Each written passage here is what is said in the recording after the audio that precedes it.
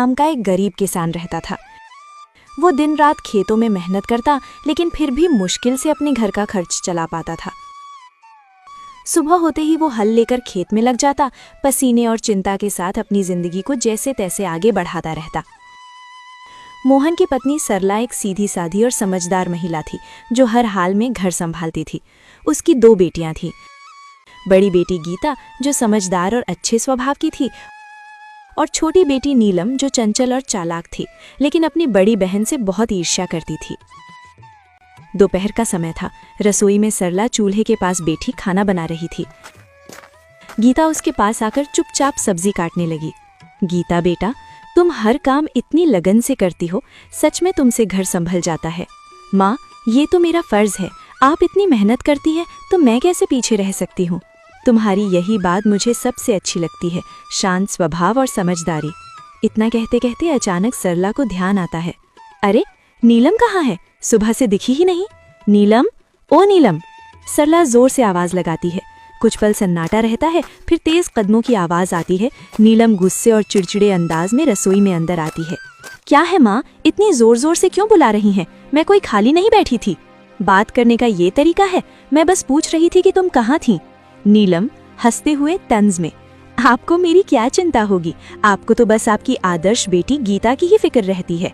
गीता, नीलम ऐसा मत बोलो। नीलम गुस्से में बीच में काटते हुए, आप चुप ही रहो दीदी, हर वक्त अच्छी बनने का नाटक मत किया करो। सबके सामने सीधी साधी बनती हो और सारी तारीफें भी तुम ही ले जाती हो। नीलम, बस करो नीलम, ये जलन तुम्हें गलत रास्ते पर ले जा रही है। हाँ, जलन है मुझे, क्योंकि मुझे हमेशा आप दोनों के बीच में छोटा और बेकार महसूस कराया जाता है। आप दोनों को तो बस एक दूसरे की अच्छाई ही दिखती है। दोपहर की तेज धूप खेतों पर चमक रही थी। मोहन अपने खेत में हल चला रहा था। उसके कपड़े पसीने से भीग चुके थे, लेकिन वो बिना रुके काम करता जा रहा था। चारों तरफ सन्नाटा था, बस बैलों की धीमी चाल और हल्की मिट्टी चीरने की आवाज सुनाई दे रही थी।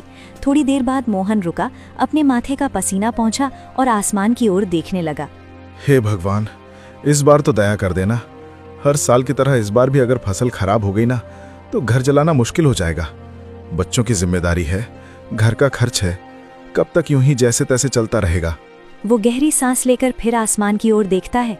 बस भगवान, इस बार कोई मुसीबत मत आने देना। बारिश समय पर हो जाए, फसल अच्छी हो जाए, ताकि मेरे बच्चों को थोड़ा अच्छा जीवन दे सकूं। इतना कहकर वो फिर से काम करने लगता है। तभी दूर से कोई आवाज लगाता है। अरे मोहन! मोहन मुड़कर देखता है। उसका दोस्त रामलाल उसकी तरफ आ रहा होता है। क्या बात है भाई, आज तो बड़े सोच में डूबे हुए लग रहे हो। क्या बताऊं रामलाल, किसान की जिंदगी ही ऐसी है। मेहनत तो पूरी करते हैं, लेकिन सब कुछ ऊपर वाले के हाथ में होता है। बिल्कुल सही कहा तुमने। इस बार तो मौसम भी कुछ ठीक नहीं लग रहा। कभी ज्यादा धूप, कभी अचानक बादल। हाँ, बस यही डर लगा रहता है। अगर समय पर बारिश नहीं हुई तो सारी मेहनत बेकार चली जाएगी। लेकिन मेहनत करने वालों का साथ भगवान जरूर देता है। देखना, इस बार सब अच्छा होगा। थोड़ा माहौल हल्का होता है, फिर रामलाल मुस्कुराते हुए पूछता है। अच्छा छोड़ो ये सब, बताओ घर पे सब कैसे हैं? भाभी जी और तुम्हारी दोनों बेटियां कैसी हैं? सब ठीक हैं? सरला तो हमेशा की तरह घर संभाल रही है, और मेरी बड़ी बेटी गीता, वो तो बहुत समझदार हो गई है। घर के हर काम में हाथ बटाती है, कभी शिकायत नहीं करती। अरे वाह, ये तो बहुत अच्छी बात है। आजकल ऐसी लड़कियां कहाँ मिलती हैं। हाँ, लेकिन छोटी वाली नीलम, उसका स्वभाव थोड़ा अलग है। चंचल है और कभी कभी गुस्सा भी जल्दी आ जाता है। समझाने की कोशिश करता हूं, लेकिन उम्र भी तो ऐसी है। कोई बात नहीं मोहन, धीरे धीरे सब समझ आ जाता है। बच्चे हैं, समय के साथ सीख जाते हैं। बस यही उम्मीद है कि दोनों बेटियां सही रास्ते पर चलें और खुश रहें। बाकी भगवान की मर्जी। दोनों कुछ पल के लिए खेत की तरफ देखते हैं, फसल, मिट्टी और अपने संघर्ष भरे जीवन को। चलो भाई, हिम्मत मत हारना, सब ठीक होगा। हाँ, उम्मीद तो उसी से है। शाम का समय। अपने कमरे में माँ बिस्तर पर लेटी थी। आज उसके हाथ कांप रहे थे, चेहरा पीला पड़ चुका था।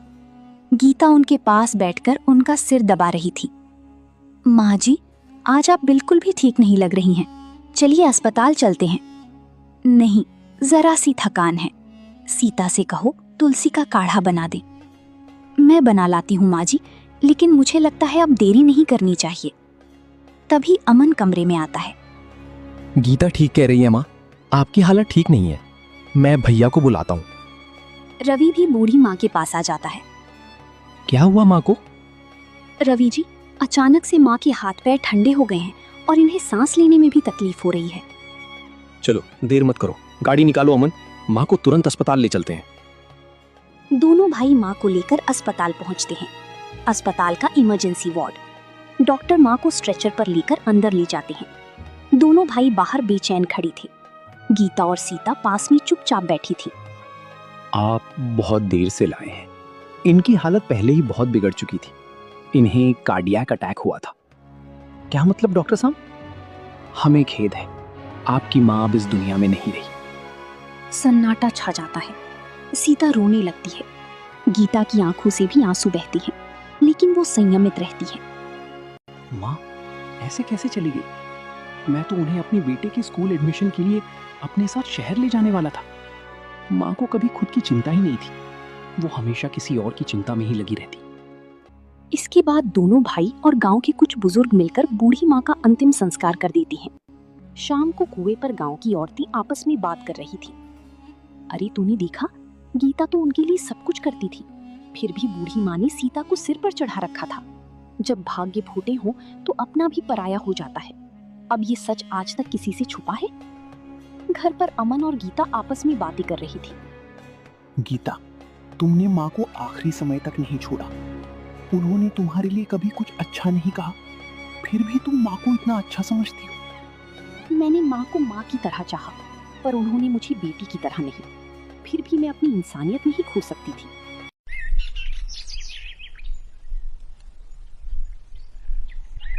एक महीने बाद आंगन में दोनों भाई बैठकर माँ की जमीन जायदाद के कागज ढूंढ रहे थे। तभी एक पुरानी लोहे की पेटी से माँ की संपत्ति से जुड़े दस्तावेज निकाले गए। गीता और सीता थोड़ी दूरी पर बैठी सुन रही थीं। देखो अमन, कुल मिलाकर 5 बीघा जमीन है और पुराना घर। अब इसे हमें आपस में बांटना है। हाँ भैया, आधा आधा बांट देते हैं, यही ठीक होगा।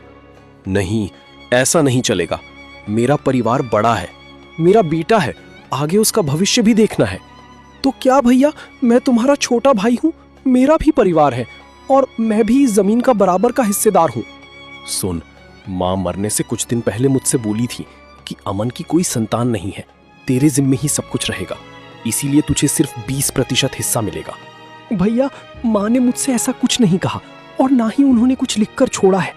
अगर ये बात सच थी तो आपने पहले क्यों नहीं बताया? मां को लिखना नहीं आता था, लेकिन उन्होंने मुंह ज़बानी कहा था। अब तू माने या ना माने, मुझे तो 80% हिस्सा चाहिए। इतना सुन गीता और अमन अपने कमरे में चली जाते हैं। अब तो आ भी नहीं रही जो सच का फैसला कर सके, और आपके भैया इतने चालाक हैं कि वो आपकी कोई बात नहीं चलने देंगे। मैं झगड़ा नहीं चाहता गीता, पर अन्याय भी नहीं सह सकता। माँ के पक्षपात ने भैया को लालची बना दिया। अमन, अब फैसला तुम ही करना होगा। अन्याय सहने वाला भी उतना ही दोषी होता है जितना कि करने वाला। उधर सीता और रवि खुशी से आपस में बातें कर रहे थे। आपने सही किया जो जमीन का 80% अपने पास रखा। यदि हम उन्हें बराबर का हिस्सा देते तो हमें क्या बचता? हाँ, मैं बड़ा हूँ और जमीन का ज्यादा हिस्सा रखने का हक मुझे ही है।